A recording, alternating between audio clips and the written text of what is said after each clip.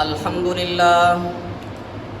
للہ وکفا وسلام علی عبادہ الذین اصطفى اما بعد اللہم صلی علی محمد وعلی آل محمد کما صلیت علی ابراہیم وعلی آل ابراہیم انک حمید مجید اللہم بارک علی محمد وعلی آل محمد کما بارکت علی ابراہیم وعلی آل ابراہیم انک حمید مجید۔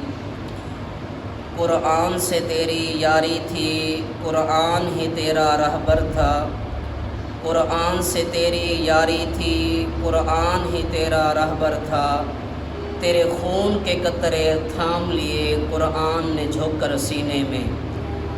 اہل سنت والجماعت سے تعلق رکھنے والے غیرت مند نوجوان دوستوں، بزرگوں اور بھائیوں، آج 18 ذو الحجہ ہے۔ 18 ذو الحجہ یوم شہادت ہے۔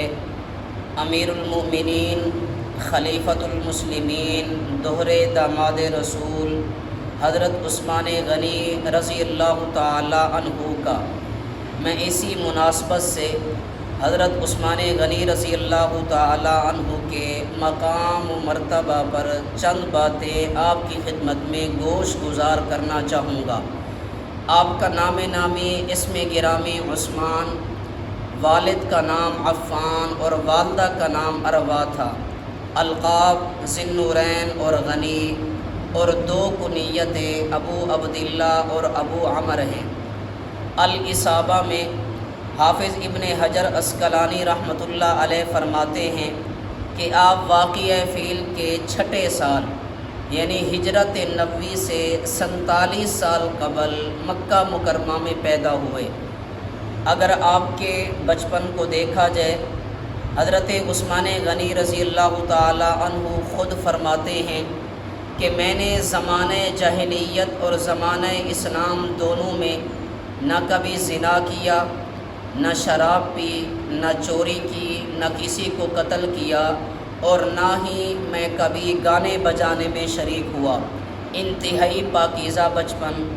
آپ نے 34 سال کی عمر میں خلیفہ اول سیدنا صدیق اکبر رضی اللہ تعالی عنہ کی دعوت پر اسلام قبول کیا۔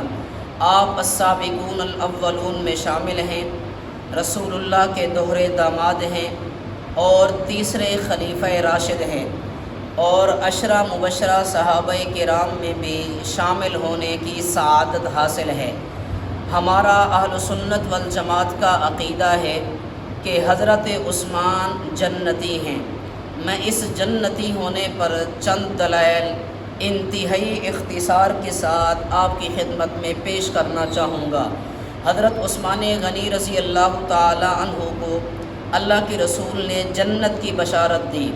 نمبر 1، آپ 10 مبشرہ میں شامل ہیں، یعنی وہ 10 خوش نصیب صحابہ کرام جنہیں اللہ کے رسول نے ایک ہی مجلس میں جنت کی بشارت دی۔ ان 10 خوش نصیب صحابہ کرام میں ایک سیدنا عثمان غنی رضی اللہ تعالی عنہ بھی ہیں کہ اللہ کے رسول نے انہیں بھی جنت کی بشارت دی۔ نمبر 2، جب آپ کا نکاح اللہ کے رسول کی صاحبزادی حضرت رقیہ سے ہوا، اس موقع پر بھی اللہ کے رسول نے آپ کو جنت کی بشارت دی۔ نمبر 3، مسجد نبوی کی توسیع کے لیے جب آپ نے زمین خرید کر وقف کی تو اللہ کے نبی نے اس موقع پر بھی حضرت عثمان کو جنت کی بشارت دی۔ نمبر 4، جب آپ نے غزوہ تبوک میں جہاد کے لیے اپنا حصہ ملایا تو اللہ کے رسول نے اس موقع پر بھی حضرت عثمان کو جنت کی بشارت دی، اور بڑے عجیب انداز سے بشارت دی۔ آپ نے فرمایا ما ضر عثمان ما عمل بعد اليوم، کہ آج کے بعد عثمان کا کوئی عمل بھی عثمان کو نقصان نہیں پہنچا سکتا، یعنی عثمان کا کوئی عمل جنت میں جانے کے لیے رکاوٹ نہیں بن سکتا۔ حضرت عثمان غنی جنتی ہیں۔ نمبر 5، ترمذی شریف کی روایت کے مطابق حضرت ابو موسیٰ اشعری رضی اللہ تعالی عنہ فرماتے ہیں کہ میں ایک موقع پر اللہ کے رسول صلی اللہ علیہ وسلم کے ساتھ مدینہ کے ایک باغ میں موجود تھا۔ ایک آدمی نے دروازہ کھلوایا اللہ کے رسول نے فرمایا دروازہ کھول دو اور جنت کی بشارت سنا دو۔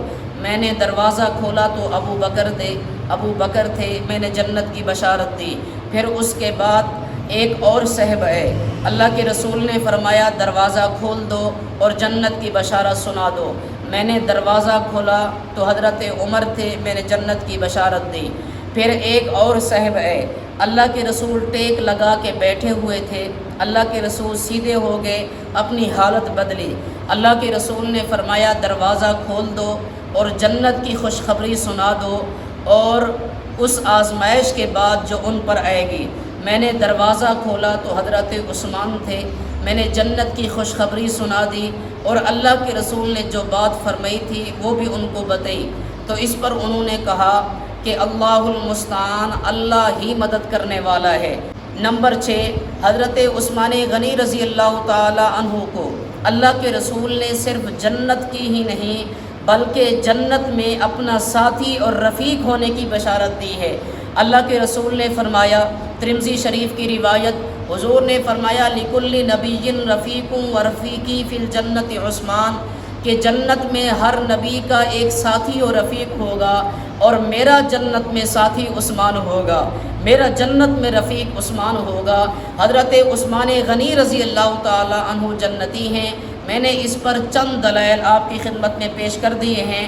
بس آخر میں اتنا ہی کہنا چاہوں گا کہ قسم کھاتے ہیں دو عالم تیری شرم و حیا کی، قسم کھاتے ہیں دو عالم تیری شرم و حیا کی، گواہی دے رہی ہے آج بھی خوشبو ہیرا کی، لہو بن کر گرا قرآن پر تیرا تقدس، تیری تائید میں انگلی اٹھی تھی مصطفیٰ کی، پلک جب کی نہ دل دھڑکا نہ بل آئے جبیں پر، فرشتوں نے تیرے حق میں تہے دل سے دعا کی، ابھی تک یاد کرتی ہے تجھے خاک مدینہ، ابھی آتی ہیں آوازیں ادھر سے مرحبا کی، زہے قسمت کہ خود آ کر تیرا جسم مبارک، زہے قسمت کہ خود آ کر تیرا جسم مبارک، اٹھا کر لے گئی فردوس میں رحمت خدا کی، خدا اس کو نہ بخشے گا کسی صورت کے جس نے، خدا اس کو نہ بخشے گا کسی صورت کے جس نے تیرے عہد قدس میں سرکشی کی ابتدا کی۔